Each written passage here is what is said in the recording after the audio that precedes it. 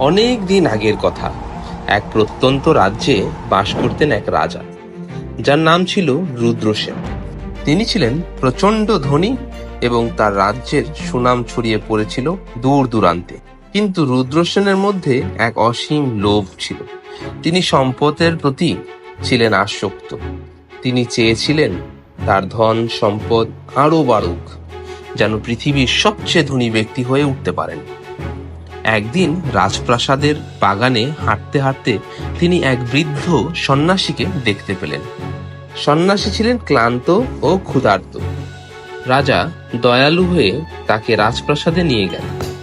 তাকে সুস্বাদু খাদ্য ও বিশ্রামের ব্যবস্থা করে দিলেন। খেয়ে দেয়ে বিশ্রাম নেওয়ার পর সন্ন্যাসী রাজাকে বললেন, রাজন, তুমি খুব দয়ালু। আমি তোমাকে একটি বর দিতে চাই। বলো, তুমি কি চাও? রাজা এত বড় সুযোগ পেয়ে ভাবতে লাগলেন। কিছুক্ষণ পর বললেন, আমি চাই আমি যা কিছু স্পর্শ করব তাই যেন সোনা হয়ে যায়।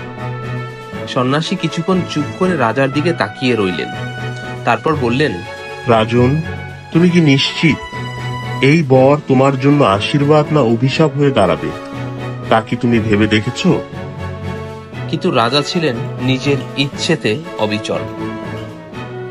আমার চাওয়া একটাই, আমি যা ছুঁই তাই যেন সোনায় পরিণত হয়। সন্ন্যাসী দীর্ঘশ্বাস ফেলে বললেন, তাহলে তাই হোক। পরদিন সকালে ঘুম থেকে উঠে রুদ্রসেন দেখলেন তার হাতের যে জিনিসই ধরছেন সেটি সোনা হয়ে যাচ্ছে। তিনি উত্তেজিত হয়ে পড়লেন। তার খাট, পর্দা, জানালার কাঠ, এমনকি বাগানের ফুল সবই সোনায় পরিণত হতে লাগলো। তিনি আনন্দে আত্মহারা হয়ে পড়লেন। কিন্তু কিছুক্ষণ পরই তার খিদে পেল। রাজসভার ভোজনালয়ে গিয়ে খাবার নিতে চাইলেন, কিন্তু যতবার খাবার ধরলেন ততবারই তার সোনায় পরিণত হয়ে গেল। এক সময় তিনি ব্যাকুল হয়ে পড়লেন। এমন সময় তার ছোট মেয়ে মৃণালী দৌড়ে এসে বাবার কোলে ঝাঁপিয়ে পড়ল। বাবা, তুমি এত খুশি কেন? রাজা হেসে মেয়েকে জড়িয়ে ধরলেন, কিন্তু পরক্ষণেই তিনি দেখলেন তার আদরের মেয়েটি শক্ত হয়ে যাচ্ছে।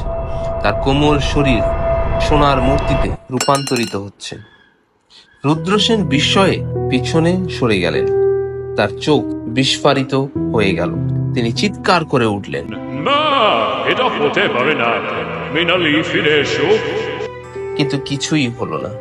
তার ছোট মেয়েটি তখন নিথর ঠান্ডা এক সোনার মূর্তি হয়ে দাঁড়িয়ে আছে।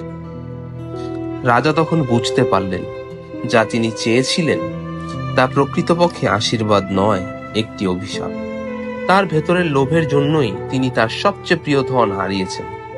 তিনি ছুটে গেলেন সন্ন্যাসীর কাছে এবং কাঁদতে কাঁদতে বললেন, দয়া করে আমার এই অভিশাপ ফিরিয়ে নিন। আমি আর সোনা চাই না, আমার মেয়েকে ফিরিয়ে দিন। সন্ন্যাসী রাজাকে গভীর দৃষ্টিতে দেখলেন এবং বললেন, রাজন, তুমি অবশেষে উপলব্ধি করেছ লোভ কেবল ধ্বংস ডেকে আনে। কিন্তু তোমাকে মুক্তি দিতে হলে তোমাকে ত্যাগের প্রমাণ দিতে হবে। যাও, রাজ্যের নদীতে গিয়ে পবিত্র জলে স্নান করো এবং সেই জলে তোমার স্পর্শ করা সব জিনিসের উপর ছিটিয়ে দাও। রাজা এক মুহূর্তও দেরি করলেন না। তিনি নদীতে গিয়ে ডুব দিলেন এবং সেই জল নিয়ে ফিরে এসে মৃণালীর গায়ে ছিটিয়ে দিলেন। কিছুক্ষণ পর বিস্ময়কর এক ঘটনা ঘটল। মৃণালীর সোনার শরীর ধীরে ধীরে স্বাভাবিক হয়ে গেল, আর সে চোখ খুলে বাবার দিকে তাকিয়ে বলল, বাবা, তুমি কাঁদছো কেন?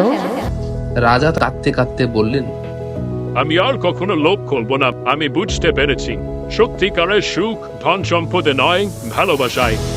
এরপর থেকে রুদ্রসেন সম্পদের প্রতি তার আসক্তি ছেড়ে দিলেন এবং রাজ্যের মানুষের কল্যাণে নিজেকে নিবেদন করলেন। তিনি জানতেন লোভই মানুষের পতনের কারণ হতে পারে।